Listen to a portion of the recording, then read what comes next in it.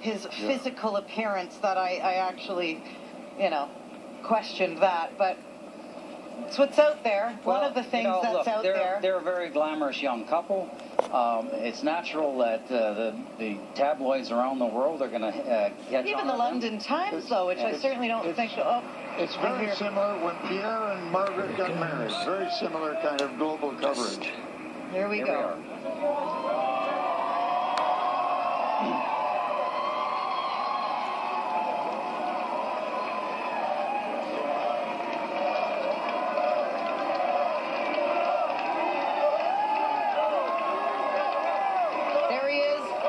The 23rd Prime Minister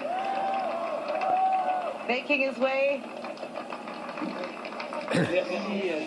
right to the microphone. C'est un grand plaisir pour moi de présenter un conseil de ministres qui Minister of Cabinet that resembles greatly to Canada. It's a pleasure for me to be here today before you to present to Canada a cabinet that looks like Canada. We have an awful lot of work to do in the coming weeks, months, and years.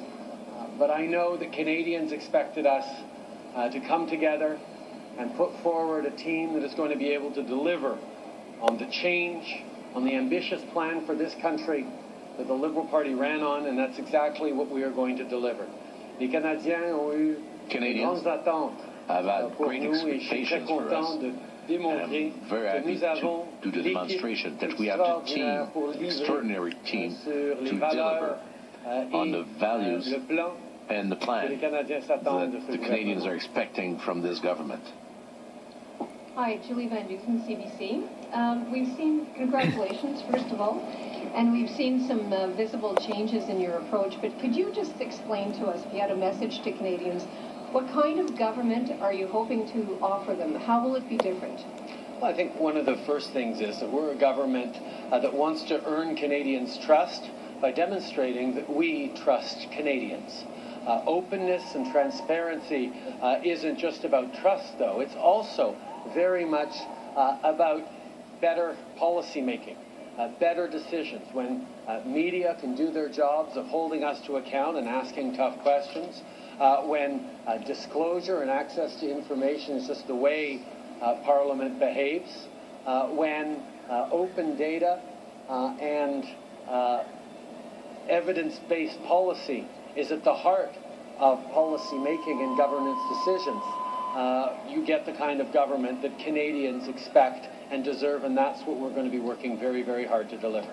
And a second quick question. You're making history today in the sense that you're the first Canadian Prime Minister whose father was a Prime Minister, and many people in the crowd mentioned your father, and I'm just wondering, do you have any thoughts today to share with us? Obviously, I think of my father and how pleased he must be that Canada so firmly came together around an ambitious vision for the country that we presented. But my thoughts today, sorry, Dad, aren't mostly on him. They're very much on my own kids and on the kids across this country that we are going to work very, very hard to ensure they have a better future. I am forward-looking, and that's what we're going to do.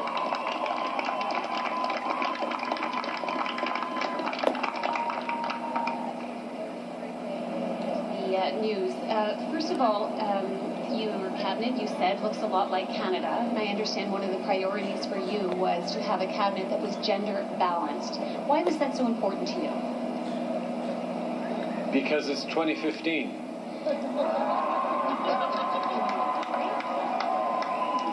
Canadians elected extraordinary members of Parliament from across the country, and I am glad to have been able to highlight a few of them in this cabinet here with me today.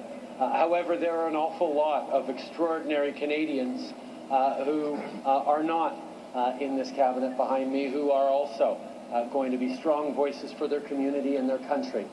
Because one of the things that I am committed to is ensuring that all parliamentarians, all 307 of them who aren't here with us today, are able to be strong voices for their communities, to push their issues, and to make sure that the diversity that makes this country so strong, is the diversity of views that carry us forward. Last week, you were asked for an update on resettling the 25,000 Syrian refugees that you promised. You said last week that you would have more to say after you were sworn in. Well, you've been sworn in. Can you give us an update on what you're doing to get 25,000 refugees here to Canada? Well, I just took a big step towards it by appointing the kind of cabinet that's going to get things done.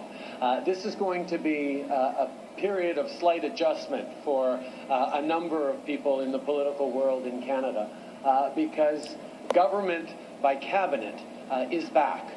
We are going to sit down around the cabinet table and talk about the solutions that need to put forward, what is in the best interests of Canadians, and how we're going to deliver on the promises that Canadians quite rightly expect us to keep. We're going to do it responsibly and properly, but we are going to keep the promises we made to Canadians to offer them the kind of country that we know we deserve. Joe, NTD TV. Mr. Trudeau, you're heading to APEC meeting and will meet with Asian leaders, including Chinese leaders. As Canada does trade with China, we also know there's a grave human rights concerns in that country. For example, the recent arrest of the human rights lawyers, the torture and killing of Falun Gong practitioners, and the list goes on. I want to ask you, are you going to stand up for Canadian values in raising the human rights issue with the Chinese counterpart and show Canadians that in doing trade we're not going to sacrifice human rights? Canadians expect of their government to engage in protecting Canada's national interests in a positive and constructive way on the world stage. And yes, that means promoting our values and standing up for human rights. And it also means ensuring that we can be a productive voice on the world stage to improve relations, to improve economic growth and opportunity for all, but also to have frank and open conversations with our friends and trading partners. And Canada will continue always to be a strong and positive voice on the world stage, building the kind of future, not just for Canadians, but for everyone on this planet that we know people expect. Do you think in Canada's foreign policy with China, Canada can advance a human rights agenda to help that country? Absolutely. I think Canada has an awful lot to offer to many countries around the world, whether it's better governance, whether it's the idea that diversity is a source of strength, not a source of weakness. There is a positive engagement firmly based on our values that we know are not just Canadian values, but in most cases are universally shared values across the world, that we have work to do, and we will do that work. Daniel Thibault, Radio-Canada. Monsieur Trudeau, avec son ministre derrière vous, Mr. Trudeau, with the minister behind you, maintenant un nouveau gouvernement. Quel genre de message vous voulez envoyer aux Canadiens? Qu'est-ce que vous voudriez qu'ils retiennent? Canadians? What do you want them to keep of what just happened? Well, first, that we are a government that puts trust in the center of its actions. We want to earn the Canadians' trust, and for that, we will demonstrate that we have trust in Canadians. We're going to be open and transparent in our actions. We'll have politics based on data, on facts, understand what it is to be imputable in front of media, in front of Canadians at all times. And that's a priority for me. And this is a change that Canadians asked for in those elections. Question. Now you'll have your first meeting of the cabinet. You will establish priorities. What are your priorities? What do you want to accomplish until December?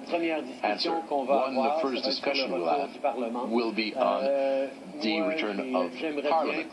I'd like to bring back Parliament in the first days of December, but this will be a discussion discussion that we will have in the cabinet to confirm the date. But as I said, all along the campaign, one of our first priorities